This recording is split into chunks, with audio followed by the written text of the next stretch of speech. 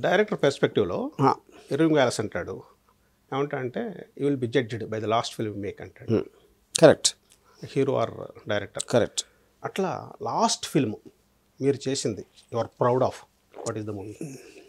I don't think ఇప్పుడు నేను చాలాసార్లు ఏం చెప్పానంటే film is a series of decision which has taken over a long period of time.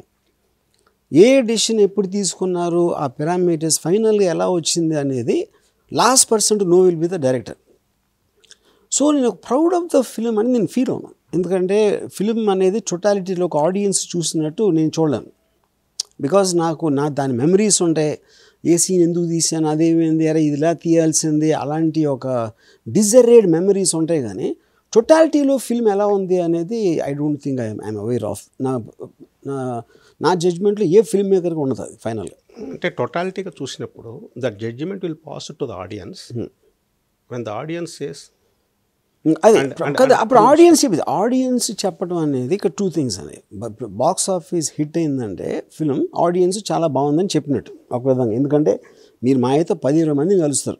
The collections will tell these many people సా అది నచ్చినట్టు.